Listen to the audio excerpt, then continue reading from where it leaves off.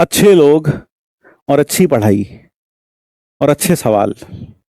अच्छे लोग, अच्छी पढ़ाई और अच्छे सवाल और अच्छी बातें थोड़ा देर से समझ में आती हैं, लेकिन आती जरूर हैं।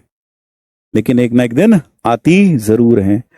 अच्छे लोग, अच्छी पढ़ाई, अच्छे सवाल, अच्छी बातें थोड़ा देर से समझ में आती हैं, लेकिन एक दिन आती जरूर हैं। तो जब आप हमारे साथ शुरू से पढ़ रहे हैं, पढ़ रहे थे, है ना, बीच में सवाल मुश्किल भी लगे होंगे, बीच में कुछ कुछ समझ में भी नहीं आया होगा, लेकिन आज जब हम एक ऐसे पड़ाव पर हैं जहां हम बिल्कुल समय पर अपना कोर्स हमारा चल रहा है, ठीक है, और पूरा एक साल हमने जो भी इस पूरे इतने क्रम में इतने महीनों में हमने हमेशा कोशिश की एक डिसिप्लिन्ड वे में चलने की, रोज होमवर्क डिस्कस करने का कोशिश किया और किया भी है, कोशिश नहीं उसमें कोशिश में कामयाब भी हुए हैं, और हमने रोज होमवर्क देने की भी कोशिश की। तो जो बच्चे डिसिप्लिन्ड वे में हमारे साथ शुरू से एसोसिएटेड हैं लास्ट तक, उनको यह चीज अब बहुत अच्छे समझ में आ गई होगी कि हाँ यार, इसीलिए बच्चे बोलते हैं, इसीलिए बच्चे बोलते हैं कंसिस्टेंसी, ठीक है ना, कंसिस्टेंसी के लिए। तो कंसिस्टेंट रहिए, पढ़ाई करिए, क्योंकि कंसिस्टेंसी का कोई तोड़ नहीं है, कोई तोड़ नहीं है। आप कंसिस्टेंट रहेंगे, डिसिप्लिन्ड रहेंगे, ठीक है, तो सब अच्छा होगा। तो भाई अब मैंने आपको सारे के सारे जो इंटीग्रेशन के सवाल थे सब करा दिए जो 2025 में थे, सारे सारे खत्म हो गए भाई वो। अब स्टैटिस्टिक्स से भी सारे खत्म हो गए, दो बचे हैं, ये तुम कर लेना, दो बचे हैं स्टैटिस्टिक्स के, ये तुम करना। फिर भाई होमवर्क ज्यादा है, 5 आरपीपी दिए हैं, 5 आरपीपी, सॉरी केटी के, और यह हमने आरपीपी दिए हैं 1 2 3 और 4 आरपीपी दिए हैं करने के लिए, and that is all from my side. अब बचा पेपर। देखो यार, मैं आपको, अगर आप सही में अपना लेवल जानना चाहते हो कि आपके पेपर में क्या हो रहा है, आप कितना मार्क्स कम क्यों आ रहे हैं, ज्यादा क्यों आ रहे हैं, तो मेरे ख्याल से अब वो पूरा मार्क्स अगर आपके कम आ रहे हैं, आपकी अपेक्षा अनुसार नहीं आ रहे, तो दो बातें हो सकती हैं। दो बातें यह हो सकती हैं कि आप फिर क्या देखें, आप फिर टॉपर के मार्क्स देखें कि टॉपर के मार्क्स कितने हैं। जो ऑनेस्ट टॉपर है, जिसे ऐसा बच्चा जो आप अपने आप से अच्छा मानते हैं, उस बच्चे के मार्क्स देखें और फिर अपना मार्क्स देखें और फिर कंपेयर करें और फिर देखें क्या सही में ऐसा है। कई बार होता क्या है, जो टॉपर है, जो ऑनेस्ट टॉपर है, जो ऑनेस्ट मार्क्स लेकर आया, आपसे बेहतर जो बच्चा जिसे आप सोचते हो, उसके मार्क्स आपके मार्क्स के आसपास ही होते हैं। हम फालतू में टेंशन ले रहे थे, है ना। तो ध्यान रखिएगा, परसेंटाइल है, परसेंटेज नहीं है, परसेंटाइल है। परसेंटाइल का मतलब क्या है, जो टॉपर के मार्क्स होंगे उसे 100 मान लिया जाएगा, ठीक है, और जो उसके नीचे होंगे फिर उसी हिसाब से उसकी मार्किंग होगी, उसी हिसाब से उसकी मार्किंग होगी। तो इसीलिए इसीलिए हाँ, इसलिए मैंने ये नहीं कहा जो टॉपर है, मैंने ये नहीं कहा, मैंने क्या कहा, जो ऑनेस्ट टॉपर है उससे आप कंपेयर करें अपने मार्क्स को, ज्यादा अच्छा होगा ऑनेस्ट टॉपर से। 300 में से 300 वाले, देखो मैं ये नहीं कहता रियलिस्टिक नहीं हो सकते, रियलिस्टिक हो सकते हैं, लेकिन बहुत सारे फ्रॉड मतलब करते हैं बच्चे, पता नहीं कहां कहां से इंटरनेट से उठा के सॉल्यूशन चिपका के फटाफट फटाफट कर देते हैं। तो अगर कोई है ऐसा जो आपका दोस्त है ना, तो आप रियलिस्टिकली अपने स्कोर को कंपेयर कर चुके हैं, कर सकते हैं, ठीक है भाई। दूसरी चीज यह है, दूसरी चीज यह है,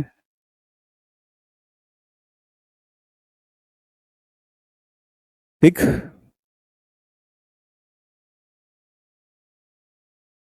285 हाईएस्ट है बैच में, तो बस ठीक है यार, अगर आप 285 पर हैं तो ठीक है, सही, बहुत बढ़िया है, ठीक है। 285 के आसपास है, थोड़ा नीचे है।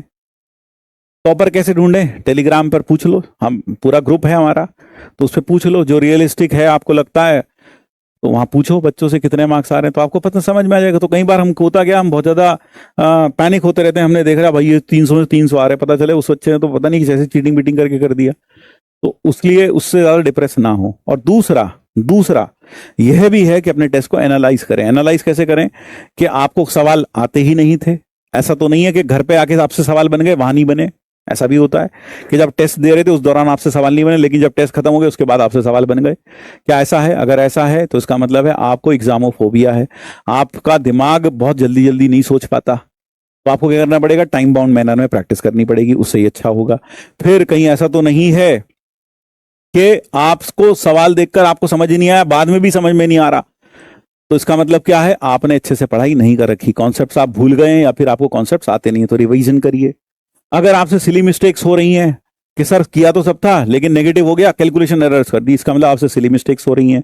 तो सिली मिस्टेक्स हो रही हैं, उन सिली मिस्टेक्स पर कैसे काम करिए, टाइम बाउंड मैनर में प्रैक्टिस करिए।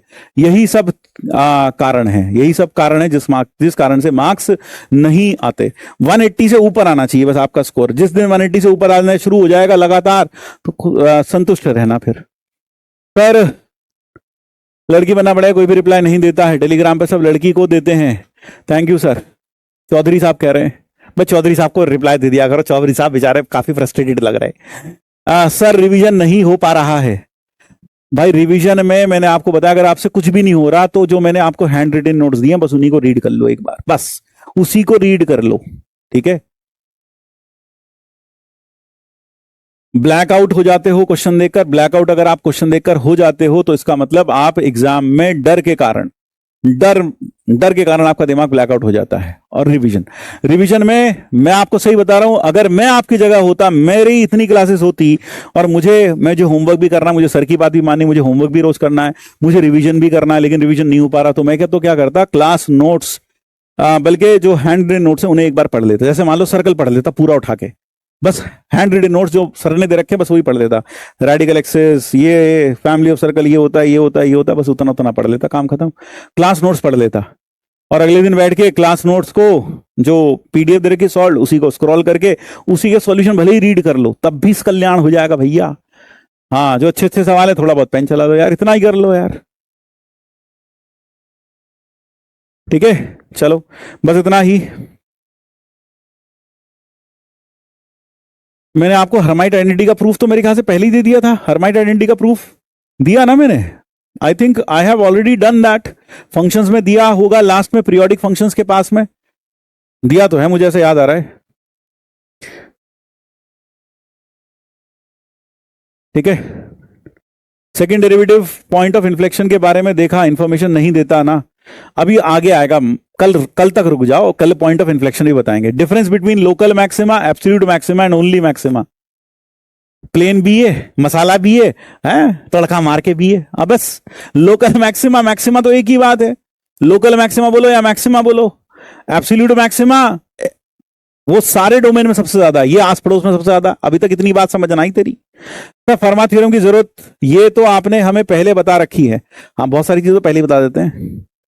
चलो भाई बस इतना ही है भैया, तुम तो नहीं तो बते आते रहोगे। चलो धन्यवाद, टाटा बाय बाय।